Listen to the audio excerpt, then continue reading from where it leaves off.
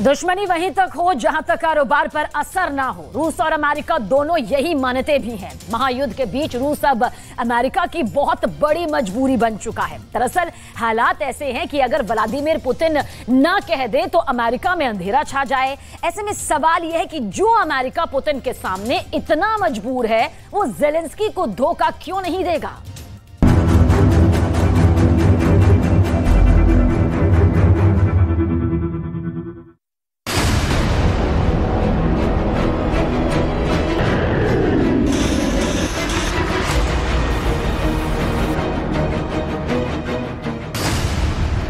महायुद्ध की सबसे चौंकाने वाली रिपोर्ट।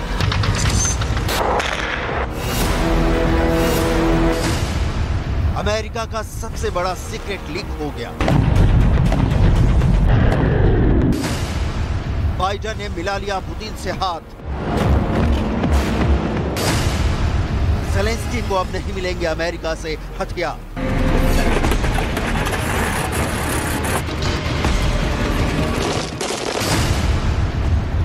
रूस यूक्रेन युद्ध का सबसे बड़ा ट्विस्ट।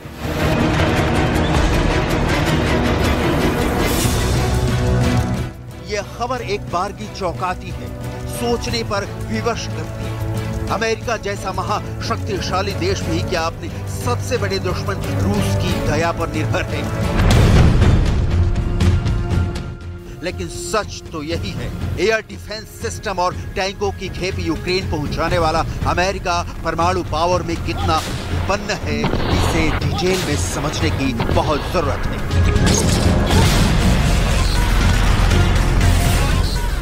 क्योंकि रूस यूक्रेन के युद्ध में अमेरिका यूक्रेन के साथ खड़ा है, वहीं रूस और अमेरिका की अदावत दुनिया को पता है।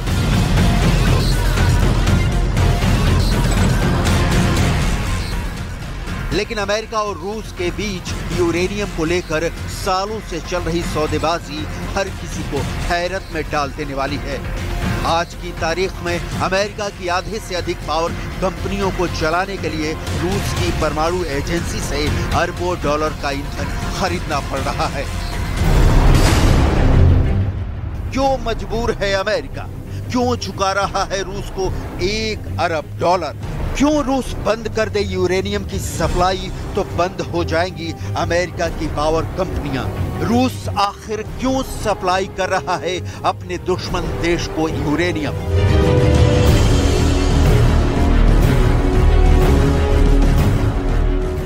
अमेरिका फंस गया है यूक्रेन के युद्ध, लेकिन उसकी अपनी बुनियादी जरूरत थी जिसे पूरा करने के लिए उसे रूस का रुख करना ही पड़ेगा। यह अमेरिका की मजबूरी है, इसे डिटेल में समझिए। अमेरिका रूस की परमाणु एजेंसी से हर साल करीब 8,000 करोड़ रुपए का परमाणु ईंधन खरीदता है। यही नहीं, अमेरिका की परमाणु ऊर्जा पर निर्भरता पहले से और बढ़ने वाली है। मतलब रूस से अमेरिका को कारोबारी रिश्ते रखने ही होंगे।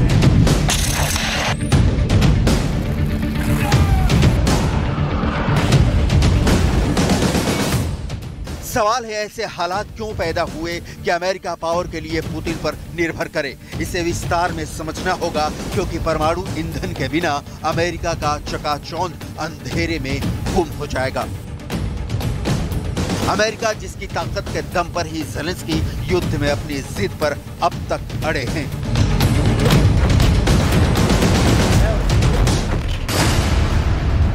अमेरिका जीवाश्म ईंधन पर निर्भरता कम करना चाहता है, लेकिन अमेरिका की कोई भी कंपनी यूरेनियम का उत्पादन नहीं करती। ऐसे में रूस से सौदा करना पड़ रहा है। वहीं अमेरिका और यूरोप ने यूक्रेन पर आक्रमण के लिए सजा के तौर पर रूस से जीवाश्म ईंधन खरीदना बंद कर रखा है, लेकिन यूरेनियम खरीद को बंद नहीं कर सका, क्योंकि इससे अमेरिका खुद मुश्किल में पड़ जाएगा।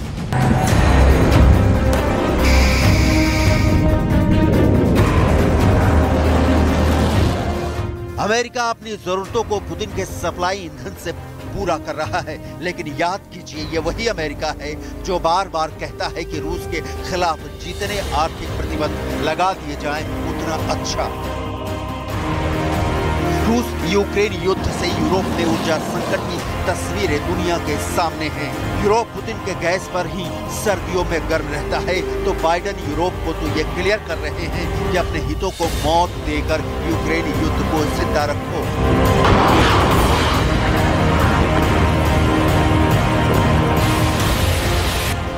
और दूसरी ओर बाइडेन चुपचाप रूस से परमाणु ईंधन का कारोबार कर रहे हैं, क्योंकि ये उनके हित में है। सच है कि दोस्ती और दुश्मनी देशों के हितों के तराजू पर तौले जाते हैं और अमेरिका यही कर रहा है। अब सवाल यह है कि अमेरिका खुद इसका समाधान क्यों नहीं कर लेता, क्योंकि अमेरिका के पास भी इतनी पावर है कि वो यूरेनियम को संवर्धित कर उससे ऊर्जा पैदा कर सके। अमेरिका ने यूरेनियम का संवर्धन और उत्पादन पूरी तरह से बंद कर रखा है, बल्कि इस तरफ कभी गंभीरता से ध्यान ही नहीं दिया गया।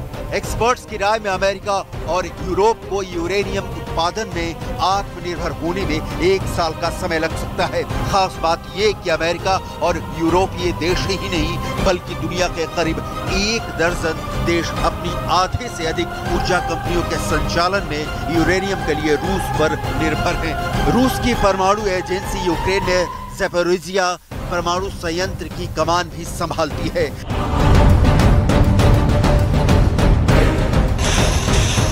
लिहाजा कहीं कोई दूर दूर तक चांस नहीं है कि अमेरिका रूस से ईंधन खरीदना तत्काल बंद कर दे, और ये काम अगर पुतिन करते हैं तो रूस को रूबल का बहुत बड़ा नुकसान होगा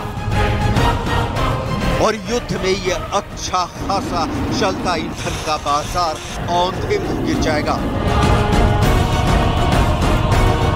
तो पुतिन भी भले ही अमेरिका को परमाणु बम से उड़ा देने की धमकी देते रहे हों, परमाणु ईंधन की सप्लाई को कतई बंद नहीं करने वाले। लेकिन सवाल तो अमेरिका का है, उसने इस ईंधन आयात पर कोई एक्शन क्यों नहीं लिया? रूस के हमला करने के 1 साल बाद भी बाइडेन प्रशासन के पास इस निर्भरता को खत्म करने की कोई योजना नहीं है। इसकी वजह से अमेरिका की कई ऊर्जा कंपनियों को देरी और मुश्किलों का सामना करना पड़ रहा है। लेकिन बाइडेन मजबूर हैं और इस मजबूरी की कीमत है 8,000 करोड़ रुपए। और ऊपर से आलम यह है कि ये पैसे पुतिन के खाते में जाने से बाइडेन भी नहीं रोक सकते। युद्ध के मैदान में पैट्रियट भी ध्वस्त होगा और हाइपरसोनिक मिसाइलों की दहाड़ भी ज़ेलेंस्की को नहीं डरा पाएंगे। ये कहने का आधार समझिए। अमेरिका की कंपनी टेरा पावर को बिल गेट्स ने स्थापित किया था, लेकिन 2 साल तक इसका उद्घाटन इसलिए नहीं हो सका क्योंकि इसने रूस के समृद्ध यूरेनियम का इस्तेमाल नहीं करने का संकल्प लिया था। टेरा पावर ने कोयला संयंत्र के सभी मजदूरों के लिए नौकरियों का वादा कर रखा है, लेकिन देरी के चलते कंपनी पटरी पर नहीं आ रही है।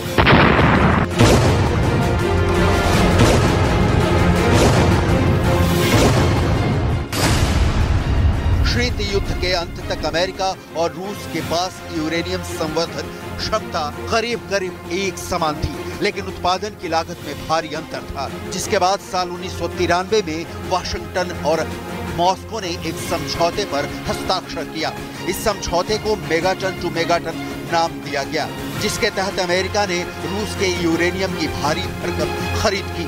मेगाटन टू मेगाटन समझौते के मुताबिक अमेरिका को सस्ता ईंधन मिला और मॉस्को को नकदी। अमेरिका में सालों तक यही कारोबार चला। अमेरिका के किसी भी सरकार ने यूरेनियम को लेकर आत्मनिर्भरता की कोई प्लानिंग नहीं की। इसका नतीजा ये हुआ कि अमेरिका रूस से ही परमाणु ईंधन खरीदता रहा। रूस ईंधन का खजाना है दुनिया के किसी भी देश के लिए। तेल, गैस, परमाणु ईंधन रूस प्राकृतिक संसाधनों से और इसे संवर्धित कर ऊर्जा में तब्दील करने की अपनी ताकत से संपन्न है, और अमेरिका अपनी तमाम जिम्मेदारियों के बावजूद परमाणु ईंधन के लिए रूस पर निर्भर है, जबकि उसके पास भी प्राकृतिक संसाधन भरपूर हैं। ताकत जुटाने की यही कला युद्ध के मैदान में भी प्रदर्शित हो रहा है। युद्ध और कारोबार साथ साथ चल रहा है।